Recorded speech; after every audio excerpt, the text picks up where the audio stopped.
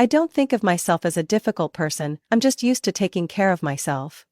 When you grow up in a family where favoritism is reserved for someone else, you learn to rely on yourself. I learned that lesson early. My name is Rachel, and I'm 31 years old. I work in finance as an investment analyst, a job that requires precision and careful planning. Some people say I'm too meticulous with money, but I don't see that as a flaw. On the contrary, that very caution has allowed me to save enough to finally pursue my dream. The dream that no one in my family ever thought I deserved. I'm the second daughter in my family. My older sister Laura is 3 years older than me, and in my parents' eyes she has always been a perfect gem. Laura is beautiful, outgoing, charming, and effortlessly wins people over.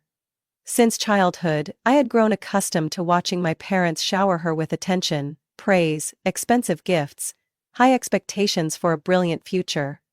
I wasn't jealous of her, at least, not anymore, but it was impossible to ignore the stark contrast.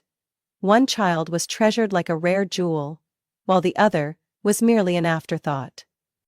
After graduating college, Laura married Michael, a manager in the construction industry. They have 3 kids: Hannah, 8, Ethan, 5, and Noah, 2.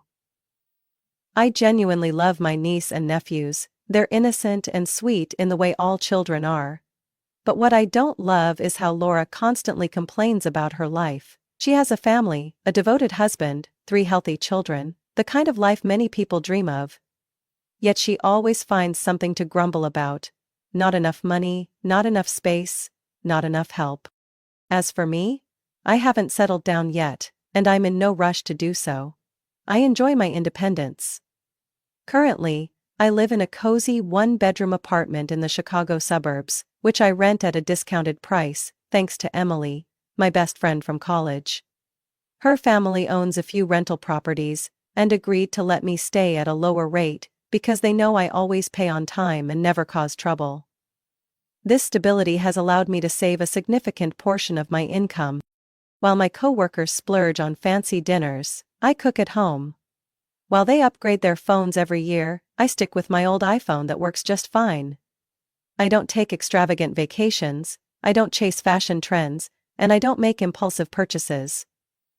All of this has been for one goal: to buy a small home in the countryside, where I can work remotely without the noise and chaos of city life. The pandemic changed how my company operates. Before I had to be in the office 5 days a week, but now with remote work becoming the norm, I only need to show up for important meetings. That means I'm no longer tied to the city. I can live anywhere as long as I have a strong internet connection. And the idea of owning a little house where I could grow vegetables, adopt a dog, and slow down my pace of life became more and more appealing. Last week, I opened my bank account and checked my savings balance. I had done this every month for years, but this time was different. I finally had enough for a down payment. That evening, I sat in front of my laptop for hours, scrolling through real estate listings in the countryside. Charming little houses with wide porches, open yards, and peaceful surroundings. I pictured myself living there, sipping coffee on a wooden chair in the morning.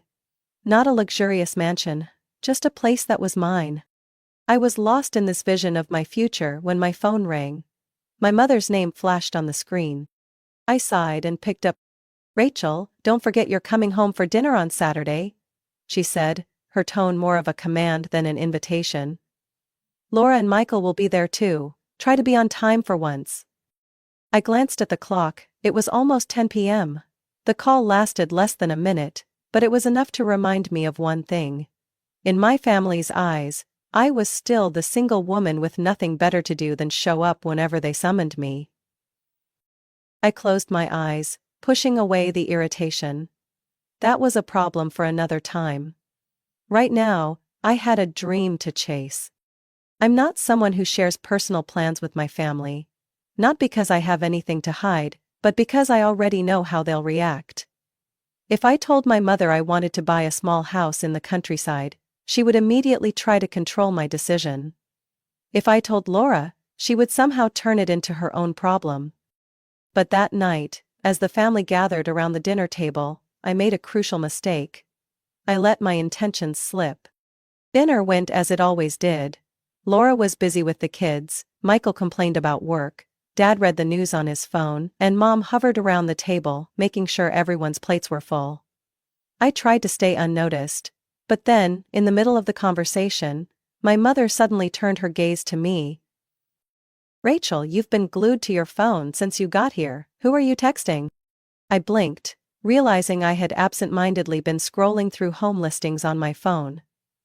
I could have lied, could have said it was a work email. But instead, I told the truth. "I'm looking at houses," I said, keeping my tone casual. "I'm thinking about buying a small place in the countryside." Silence filled the room, even Hannah and Ethan stopped playing. Mom set her spoon down on the plate with a soft clink. "Buying a house," she repeated, as if I had just said something utterly ridiculous. I nodded. "Yes. I've saved enough for a down payment. I want to find a quiet place where I can work remotely." Laura placed her water glass on the table with a little more force than necessary. "In the suburbs? Alone?" Her voice was full of doubt. "Yeah," I answered, starting to sense the shift in the room's atmosphere. My father cleared his throat. "But why move so far away? There are plenty of options in the city. You should look for a bigger apartment closer to downtown. A young woman like you can't just isolate herself like that." I let out a small, dry laugh. "Dad, I'm 31, and I like the quiet." Mom shook her head. "No, why didn't you tell me about this earlier? If you're going to buy a house, you need to choose a more reasonable place. Something more practical." I frowned. "What do you mean by more practical?" She didn't answer immediately. Instead, she exchanged a glance with Laura and Michael. One of those silent conversations that spoke volumes. "Rachel, haven't you thought about the future?" she finally asked. "One day you'll settle down, have a family. You'll need a house with enough space. You can't live alone forever." I laughed, but there was no humor in it. "I'm buying this house for myself, not for some hypothetical future that may never happen." That's when Laura spoke up, her voice overly enthusiastic. "Actually, you should consider a larger house in the city. There are so many great apartments near good schools. You know, if you had extra rooms, the kids could visit more often. It would be wonderful for them to have their own space when they come to see Aunt Rachel." I took a sip of water, forcing myself to stay calm. "Laura, I don't need a house with extra bedrooms. I just need a place for myself." But Mom wasn't finished. She was now beaming, as if she had come up with a perfect solution. "Do you remember Mrs. Martha's house in Westlake? She's selling it. A 2-story home, 5 bedrooms, a big backyard, right near schools and shopping centers. I already spoke to her. She's willing to give you a great deal." I set my glass down. "Mama, I never said I wanted a big house." "But it's such a great opportunity," she insisted. "And you shouldn't just think about yourself, Rachel." I narrowed my eyes. "What do you mean by that?" A long pause stretched across the table. I glanced around, noticing the exchanged glances, the unspoken conversation. It hit me then. They had already discussed this before I even arrived. Then Laura spoke, her tone gentle but full of something else. "What Mom means is, if you buy a bigger house, my family could move in with you for a while. Just temporarily, until we can afford our own place." I blinked. "What?" Laura smiled, as if this was the most natural thing in the world. "Michael and I talked about it. Our apartment is too small and the kids need space. If you bought a bigger house, we could move in, help with expenses. It would be beneficial for both of us." My heart pounded. I turned to Mom. "You think this is a good idea?" She nodded, her expression completely casual. "Of course. Do you know how expensive housing is right now? If you have the means, why not help your family? Isn't that what siblings are supposed to do?" I let out a soft, humorless chuckle, but inside I felt ice creeping into my veins. "So, all this time, no one actually cared about what I wanted. You were only thinking about how I could spend my money on Laura and her family." My father frowned. "Rachel, don't make it sound like we're taking advantage of you." I set my napkin down. If this isn't taking advantage, then what is? The silence in the room was thick and suffocating. Laura looked slightly taken aback, while Mom appeared more annoyed than remorseful. I stood up. I think I've heard enough.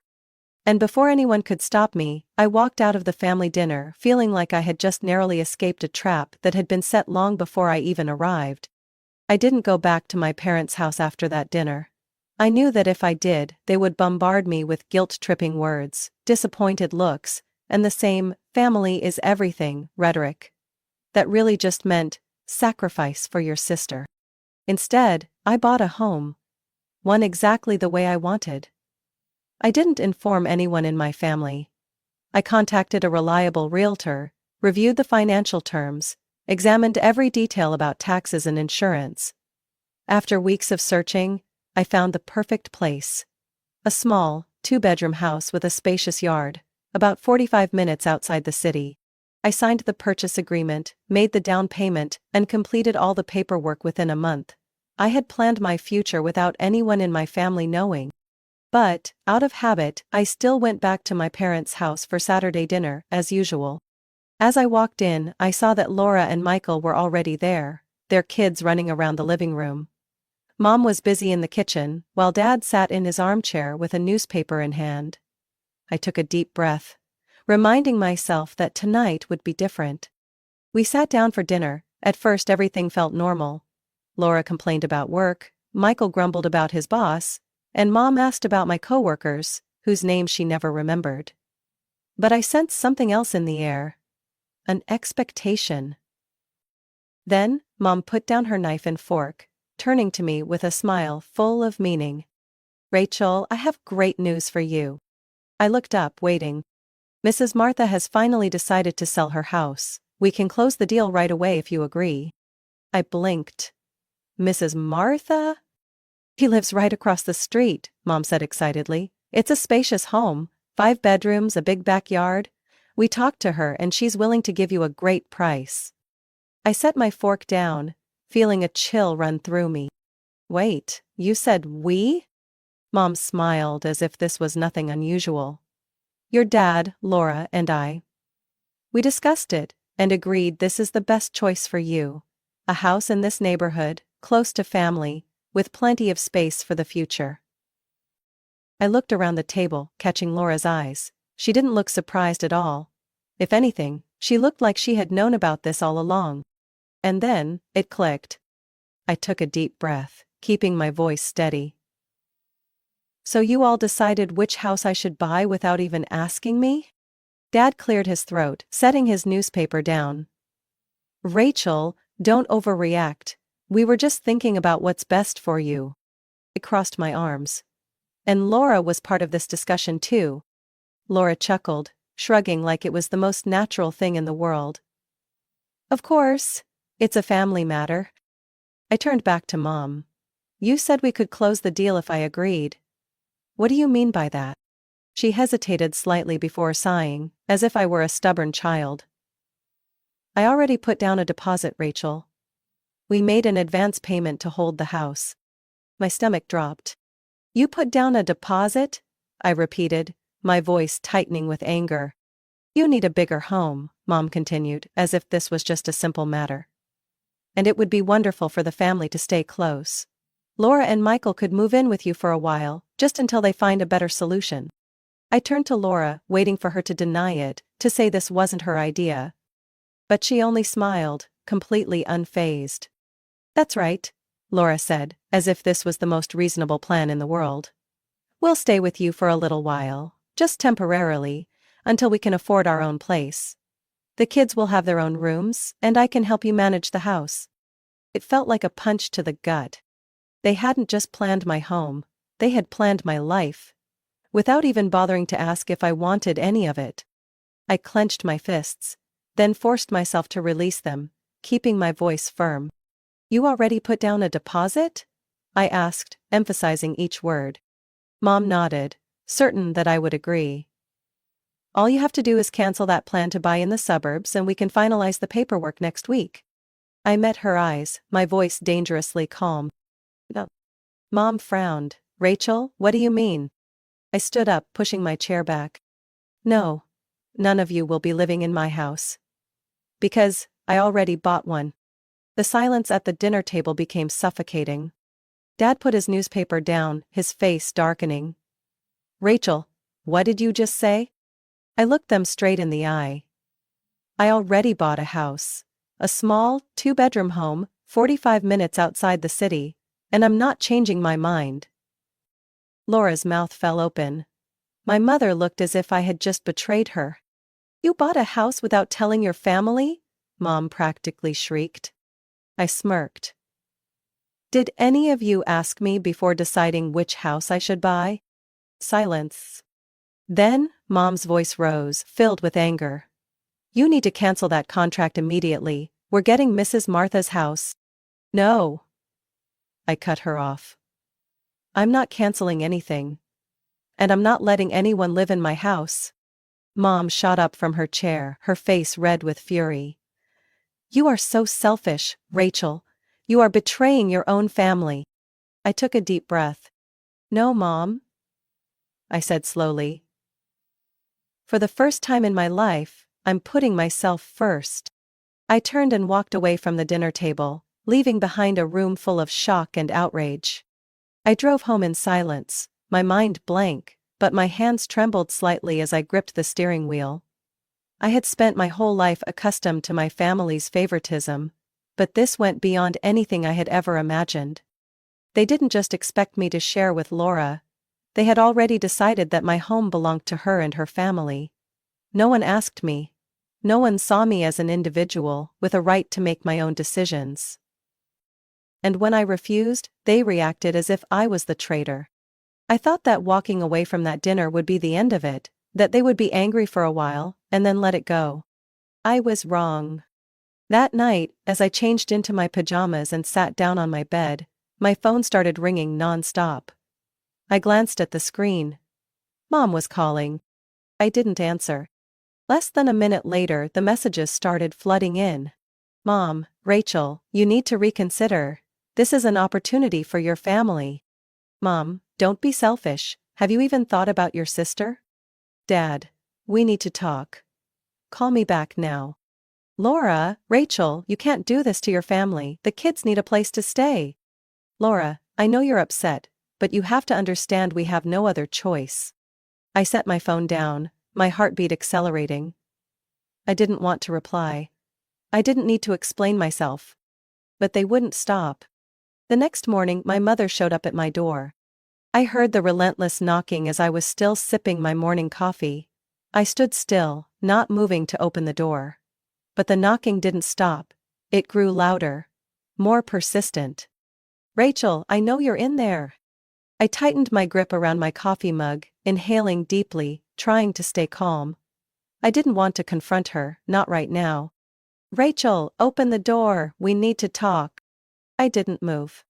After a while, I heard her sigh in frustration. Then her voice dropped, lower and heavier. If I don't open this door right now, don't blame me when I find another way to teach you a lesson.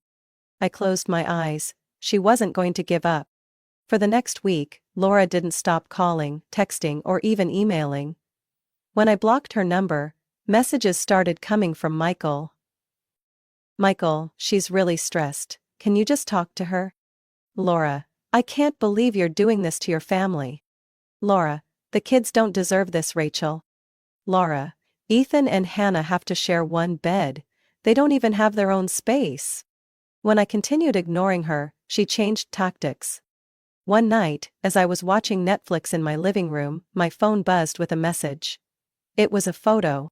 I opened it. Noah, the youngest, lying in a cramped crib pressed up against Laura and Michael's bed. Laura, look at this. Do you think we want this? I gripped my phone tightly, feeling a slow-burning anger rise in my chest. They didn't have to say it outright, I understood their message loud and clear. They wanted me to feel guilty. They wanted me to believe that if I didn't let them move in, I was the one harming the children. But that wasn't my responsibility. I turned off my phone, tossed it onto the table and tried to focus on my life. But they wouldn't leave me alone. By the 10th day after I made it clear that no one was moving into my house, the relatives started calling. Aunt Martha. Rachel, I just spoke to your mother. Are you really refusing to help your sister? Uncle Greg, your parents did everything for you, now you can't do this one thing for them? Grandma, Rachel, family is everything, you can't just abandon your own blood like this. Even my mom's old friends got involved. Susan, mom's best friend, do you really want to do this to her? None of them cared about my side of the story. They only heard my family's version, where I was painted as the selfish, ungrateful daughter who turned her back on them. I knew that if I responded, if I tried to explain, no one would actually listen. So, I changed my phone number. After enduring hundreds of calls and guilt-tripping messages, I decided to put an end to it. I went to my phone carrier, got a new number, and only gave it to a select few. Trusted colleagues, close friends, and a handful of people who truly understood the situation. Then, I quietly planned my escape. I hired a moving company I had never used before, scheduling them for early mornings so no one in my family would catch on. I specifically chose a small company with no big logos on their trucks, ensuring no one could track down my new address. On moving day, no one knew where I was going. No forwarding address, no phone number to call. I drove to my new home and never looked back. That first night in my little house, I sat on the front porch with a warm cup of tea, staring out at the open yard under the moonlight. No more messages, no more phone calls, no one pounding on my door demanding I reconsider. Just me, and the peace I had fought so hard to earn. I let out a deep, slow breath. My first real breath in weeks. I was free. The first morning in my new home, I woke up to absolute silence. No honking cars, no ringing phone, no one banging on my door, insisting I think about the family. Just the soft golden sunlight filtering through my curtains, the distant chirping of birds, and the steady rhythm of my own breathing. I pulled back the bedroom curtains and looked out at my backyard. The sky was a perfect blue, and the early morning light bathed the trees in a golden glow. I had escaped. I had left behind the suffocating weight of their expectations and demands. And the best part? I didn't feel guilty. In those first few days, I finally started living for myself. My work thrived like never before. Without constant family interruptions, I could fully concentrate on my investment analyses, leading to sharper decisions and better predictions. Even my boss noticed the change. My reports were flawless, my profit projections nearly spot on. Before long, I was promoted and given a raise. With a better income, I wasn't just covering my expenses with ease, I was expanding my investments. I started learning about real estate, studying ways to optimize my portfolio, and even enrolled in an online course on macroeconomics. But the most valuable part wasn't the money. I met new people, people who knew nothing about my past, who didn't judge me through the lens of my family's twisted narrative. I met Olivia, the owner of a small coffee shop nearby, who always had fascinating stories about life in a small town. I became friends with Daniel, a freelance writer who lived just a few houses away and also worked from home like me. We started meeting in the mornings, taking walks around the neighborhood, chatting about books, economics, and our plans for the future. Gradually, I realized that family isn't just the people you share blood with. Family is the people who respect you, appreciate you, and don't see you as a tool to serve their own needs. Every now and then, I would still come across social media posts from Laura and my mother. Laura frequently posted vague statuses about ungrateful family members and how siblings should help each other instead of abandoning one another. My mother, on the other hand, shared cryptic messages about selfish children, receiving endless sympathetic comments from her friends. I didn't care anymore. Once upon a time, I might have felt hurt, felt the need to explain myself or defend my choices. But now? I knew that nothing I did would ever be enough for them, unless I sacrificed myself completely. I no longer read their guilt-tripping messages. I no longer cared about their passive-aggressive remarks. I unfollowed them, blocked anyone who couldn't stop interfering in my life. And strangely enough, I didn't feel sad. I only felt relieved. One afternoon, I sat in the wooden chair on my front porch, sipping a warm cup of tea as I gazed at the garden I had started tending. Spring was approaching, and the vegetables I planted were beginning to thrive. I had bought a few flowering plants, arranging them around the yard to add a touch of color. For the first time in my life, I had a place that was truly mine. A space no one could invade, a life no one could control. I glanced at my phone on the table beside me. No messages from Laura. No missed calls from my mother. No guilt-ridden emails from distant relatives. Just me, and the freedom I had fought for. I took a deep breath, letting the crisp air fill my lungs. For the first time in my life, I truly felt at peace. Rachel's story reflects a reality that many people face. The burden of family expectations and unreasonable financial obligations. Not everyone is born into a family that respects their boundaries or values them as individuals. Sometimes, saying no and choosing your own path is necessary for self-preservation. Rachel had the courage to break free from toxic ties, assert her independence, and build a life of peace and freedom. Her story is a powerful reminder that family isn't just about blood. It's about the people who truly respect and care for you. What do you think about Rachel's story? Was she too harsh, or did she make the right choice to protect herself? Share your thoughts in the comments below, and don't forget to follow the channel for more insightful stories about family and life.